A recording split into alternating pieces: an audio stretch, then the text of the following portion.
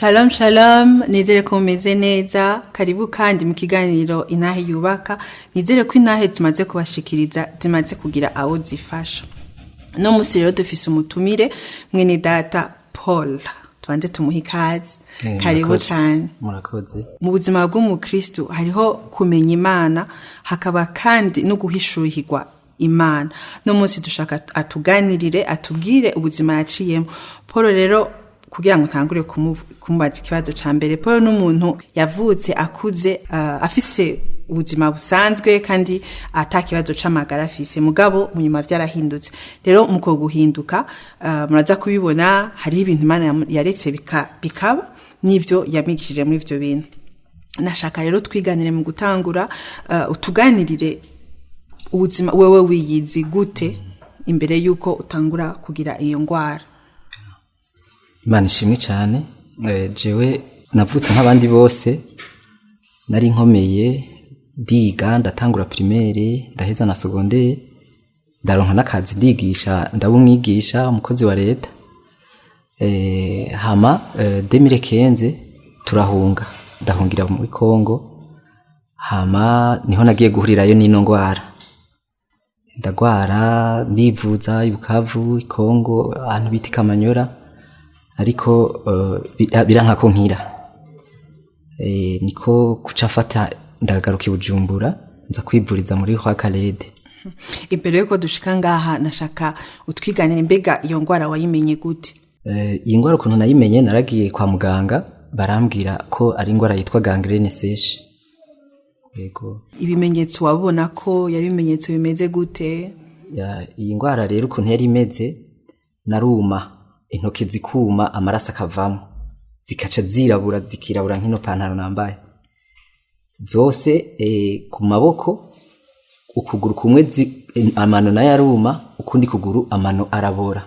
kaza havamwo inyo, atangura kuzarakoroka avako. Muri uwo mwanya nashaka utubwire ico gihe wari uzi Imana? Jewe aho nari mperereye navuga ko nzi Imana kuko narasenga. Hama ucibamwo gute rero? Urabona ubuzima bwawe biriko birononekara, wari ufise ukwizera yuko uzohavukira muri ico gihe? Oya, nta vyizigiro nari mfise ko nzokira, kubera nabona ko ntera ndemba, ntera kandi mbora. Musanzwe je nanje naribaza ati mbega ko umuntu atanguye kwibona inyo, umuntu azizi ko abazibona umuntu yapfuye, utanguye kwibona inyo ubona ukomeye, uzibonesha amaso yawe, bavuga atandi ko ndagenda, nta vyizigiro nari mfise. Bega iruhande nk'abantu mwari bari muri kumwe, ari umuryango, ari abagenzi, hari umuntu wari ufise akuremesha, akubwira Imana muri ico gihe? Muri ico gihe abo twari kumwe wasanga ari abantu nyene dusengana, ariko nta jewe harageze igihe baranyinuba, baravuga ati bamaze kumva ntanguye kunuka, kunyegera naranuka, bamaze kumva ntanguye kunuka rero batangura kubabwirwa ko je ngwaye umugera wa sida. N'uwahora nyoza aratangura aranyigirayo, aragenda arahava. Umva nta wandemesha, ahubwo bo bari barindiriye nk'abagenzi bari banyigire, bari bandiriye ko mpfa, hanyuma bakaja guhamba. Mere bari baranakubwiriye communique niko barakubikiye. Hama none muri ico gihe ni igiki cagukijije, byagenze gute? Muri ico gihe je maze kubona nyene ko atakindi gisigaye, narasi ko nopfiriyo nagiye, ndavuga ati reka ntaje gupfira muhira, je gupfira muhira. Mbega ko byari bigoye, watubwiye ko byari bigoye no kuhaguruka kugira ico bifashije. Ubwo buhungiro wavuyemo gute kugira ngo ugaruke ngaha mu Burundi? Je ubwo buhungiro ukuntu nabuvuyemwo, nari ngo twari kumwe mu buhungiro, ndamubwira iyo programme yose ko je numva ko ntashaka gupfira ngaha mu buhungiro, ndamubwira ati ntekerera impuzu ngende. Muri Kongo nakoresha imoto nkikomeye, nakoresha imoto. Hama jeca ndahamagara mu motari tingo untahane anjabukana anjane ku Rusizi. Hariho umuntu nakunda kuzanira ibidandazwa ku Rusizi, niwe yaciye yanjabukanye kwishashi. Anjabukanye kwishashi ni kuvuga iki yakujabukanye kwishashi? Donc kugira njabuke Rusizi. Ku Rusizi nta bwato buhari bajabukana, yanjabukanye kwishashi. amaze kunjabukana kubera ntashobora gutambuka baca barampeka ishashe hari ukuntu bayipompa ipepo hama bakaca bayishira ko abantu bakabajabukana je rero barayipomye ndayiryamako hejuru hama baroga bobo baroga kuko uruzi ruguma rwiruka hama baranjabukana hama banjabukanye gutambuka sinashobora gutambuka barampeka mu mugongo hari umuhungu uraho hariya mu Cibitoke aranjabukana arampeka baraduga ni kure si hafi banyakiranwa abantu batatu hama arashikana ku ikaburimbi ndafata bisi nari mfise inkoni nitwaje kuko urumva si maze kuva muri bisi rene namaze kubwira abantu bino bari Bujumbura baba inshuti baraza kuntegera kuri Kotebo nibuka nurutse bisi ino rimwe niho ryasigaye kuko kuri uko kuguru harabora uko kuguru kwari kwatanguye ko kubura kwatanguye kuza mwinyo hama yego hama ngeze Bujumbura rero candaja mu bitaro canja muri kwa Kadede kwivuza baravuga banshira mu banyandikira kuja mu bitaro bwaho hose nabona nyene ko ndiko ndapfa nyene yari misi yanje yanyuma ngishitse ku baganga rero niho baca bafata ingingo yo guca bavuga ati nta mutu hari nuguca hama tuvura ibikomere. Hari ikintu wari uhejeje kuvuga mu kanya uvuga ngo ushitse Bujumbura kuri Kotebo ngo hariho donc ino rimwe ryace rivago ivyo ni ibintu waza urabona imisi yose hoho narabona ko inyo zaravamwo mu kuguru inyo zaravamwo hama nkabona nyene ko hatanguye kuza ibisebe wumva iyi yari gangrene imide ahandi nayo yari gangrene seshe rero uko niko kwari kumbangamiye cyane kuko niko kwambabaza ko je naramaze nk'amezi 5 ntazi gusinzira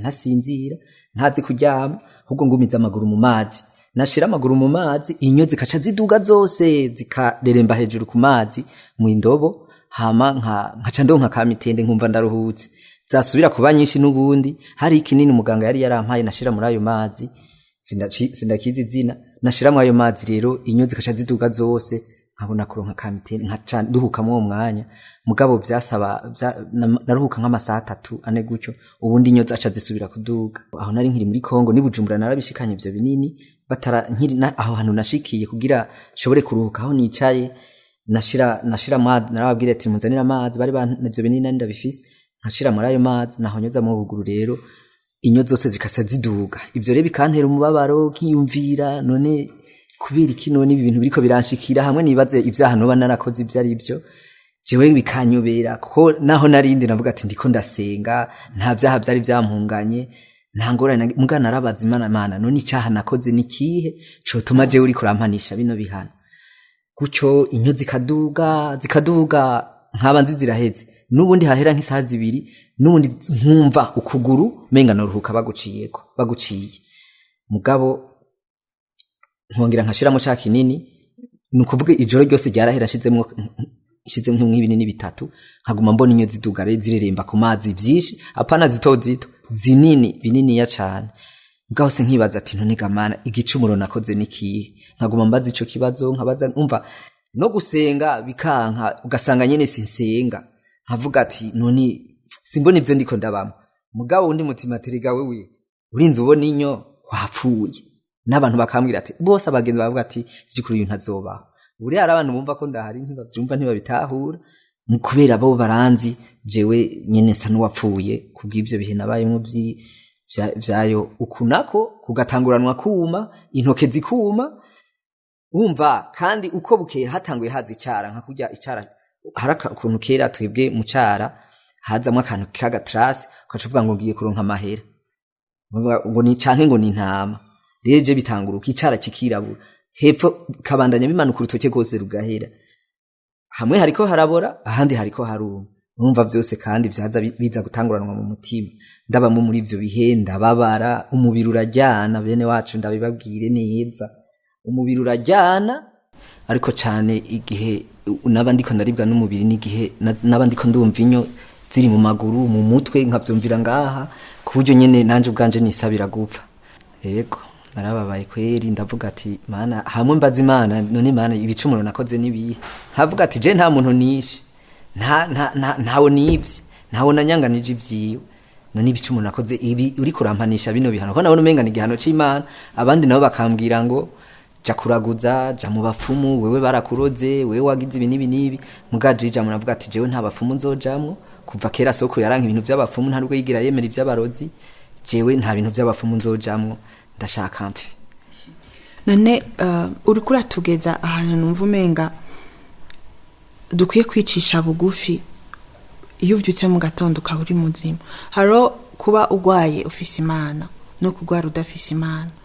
kuko muri ivyo bihe numva umenga niwe bwabona Imana mugabo shaka mu maranga mutima yawe ingene wabibayemo uretse ivyo bikomere ivyo byakubabaza muri wewe muri emotion mu maranga mutima yawe warumeze gute jewe maze kubona ivyo biriko biranshikira yego naragiye kwa muganga muga naho nagiye kwa muganga navuga ati nindwi imwe gusa bansezere ni mpe ngende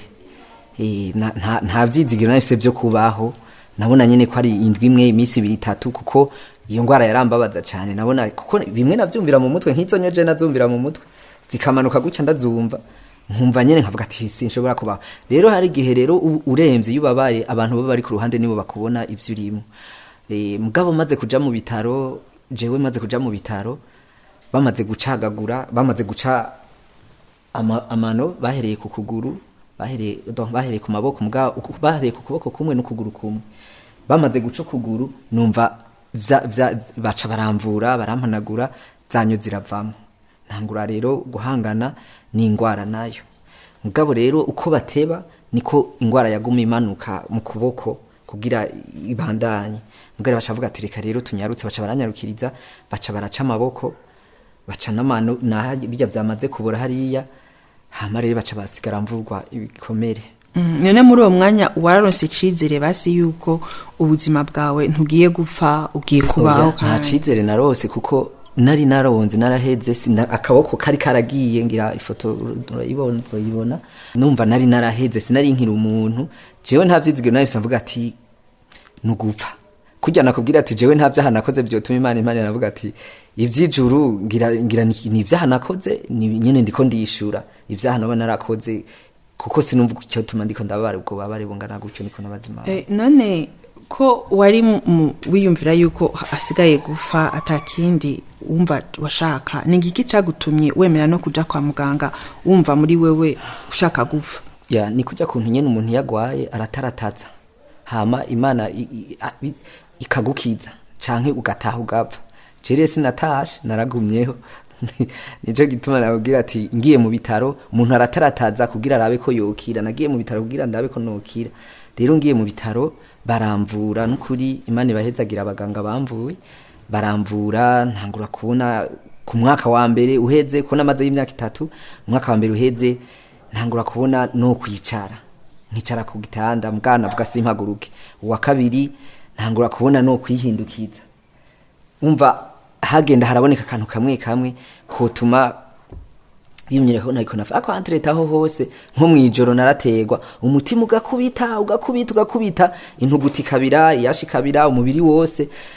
bari hirya bakavuga ati agira apfe je baguma biteze ko nshobora gupfa umwanya wari wose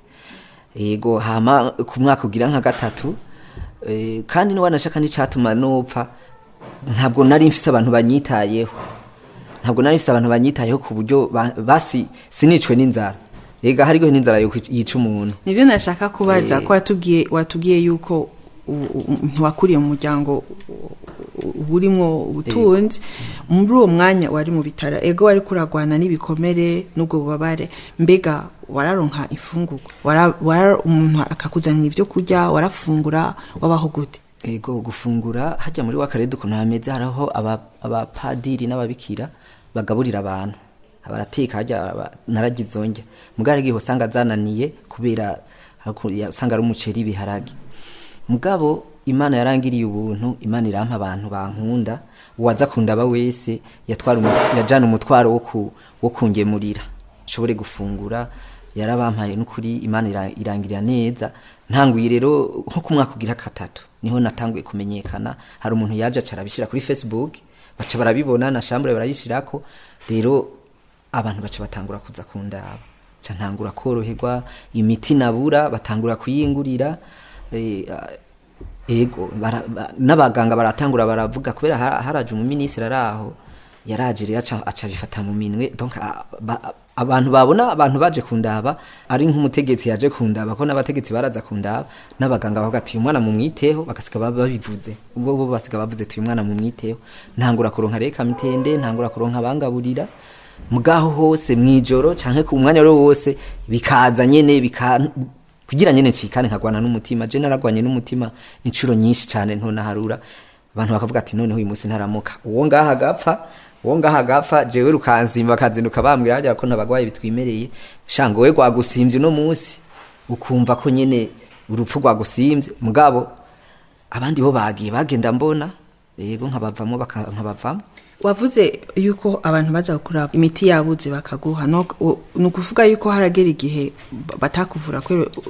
utarufise imiti ni incuro nyinshi baraza nta muti ufise oya ntawe fise bakaca birenganira ivyo rero bigatuma cansubira kuremba canke umva uwo munsi bari guhanagura ugasanga ntibampanaguye mugabo sinibaza vyabaye gake kuko mu misi ya mbere baranyitwararika abantu abagenzi burya rero hari ukuntu abantu imiryango canke iki imisi ya mbere bakwitwararika muga nko mu kwezi guheze amezi 2 amezi 3 bose barikupa bakagenda ugasigarana n'Imana je rero narasigaranye n'Imana Imana iramvuza irangaburira ndabaho gushikaho rero numva ko notangura kuva ku gitanda sinashobora kuva ku gitanda mpaguruke gutya ntivyakunda bega ko utavaho gitanda hageze nk'ugenda koga hageze kuja muri mukazo ka sugumwe byagenda gute hageze kuja koga hari ababa bagwaje abandi ko je ico gihe ntawangwaza nko mu mwaka wa mbere nta muntu twari tuni kumwe uwaje yaje nka kwezi kumwe canka kabiri akaca agenda kubera nawe yabafise umuryango mugabo jewe noga aruko mbanje kubwira umuntu ati wo ntwara koga akanyemerera canka akanyankira nuko vyagenda hama nyine ariko buke ndagenda ndoroherwa ndakira ku mwaka ugira 3 ntangura kumva ko noja gusenga aho rero kujya kuntu abantu basengera abantu baraza kudusengera nkabona donc bakambwira ivyo bambwira ntibinje mu mutwe haro nkabaza bakambwira ati wewe uzoba umukozi w'Imana sindavyumve abandi Imana izokugirira neza uzumva kujya kuntu nyene uremesha umuntu agwaye mugabo sindabitahure kubera iki nabona neza ko jewe bitazokunda hari nabambwira ngo kira ningo guduge ku misozi uduge imisozi uje gukorera Imana nanje mvuga ati nduge imisozi nta maguru mfise nta maboko mfise nzoja gukorera Imana gute rero mu munsi umwe haraza umukozi w'Imana w'umudamu ariko arasenga sinzi nyene ubushobozi buramufata je wacantera Bibiliya ndayisama rero kujya kuntu mba mpungisha amaso nja guhungisha amaso kugira ndayakingire ca nsanga asane Bibiliya yiwe ca ndayifata ndayigumiza ngaho ubundi acavuga ngo Imana iguhaye igikorwa uduge imisozi kuvuga ubutumwa bwiza aho je sinari bwanakizwe ivyo ntari byo narinzi ahubwo iyo Bibiliya nace ndayihereza urwaya kijijwe ari ngaho nambwiye atehetora ivyo ni ivy'iwanyu ko jewe ahubwo hejuru yiwanje hari radio nako nagomereza radio rero mugabo Imana ntiyaravye ivyo ko ndavyase ndiko ndaronka mitende niho rero hari nka 2020 ndiko ndaronka mitende niho narondera rero ahantu hafi noza ndaja gusengera ndi mu bitaro niho rero naca mbona bambwira ati muri Minevame Kigobe ndagenda ico gihe nagiye ari vendredi ku mugoroba nja muri veye yaho rero barambona ntibanyirukanye baranyatuza nyene turasenga ijoro ryose riraca mugabo bwarinze buca ntumva ivyo nagiyemo warugiye ufise inyota y'ukurodere iyo Mana yego hanyuma kumbure hari ibintu warushaka Imana igukorera mu ronka hari umuvugishwa yaje arambwira ati wewe uzogera kure wewe uzogira n'urugo uzokubaka urumva wewe uzobera umugisha benshi uzogenda kure kuvuga ubutumwa bwiza rero aho nagenda navuga ati sha nzabakizwa reka ngende nkurikire ndagenda niho nagenda rero aho mwishengero rya Minevame Kigobe mugabo navuye ivyo bintu atavyo nakiriye kubera twarayijoro ryose dusenga kandi nezerewe mugabo wapi numva nyine ivyo bintu ntivyasona ndavyanka yego nabona ati ibintu sinazimiye kubera hari ahandi hantu nahise nsengera iradiyo nakunda kumviriza radiyo amaradiyo nyene amavugabutumwa atandukanye ariko Imana yo yagukeneye nyene irakurondera yego maze gukira nundi ndagaruka hari rukenze y'ukwa 11 2021 ndashimiye abantu bose bariko baratwumviriza sinzi yuko mwumvise hari ico mwahakuye ariko je ikintu kimwe numva nukwibuka yuko ubuzima bwose ducamo ari ubuntu bw'Imana, c'est la grâce. Uno munsi turashobora kuba twavyutse dukomeye ariko si bose mugabo ivyo byose ducamo Imana ni inkuru irafise imigambi, so nimba muri ko muraca mu bibazo Imana yabafitiye umugambi. Turabashimiye muri kuba mwaduteza amatwi Isango ni mu gice ca kabiri twumve ivyo Imana yakoreye mwene wacu Paul. Murakoze. Shalom shalom.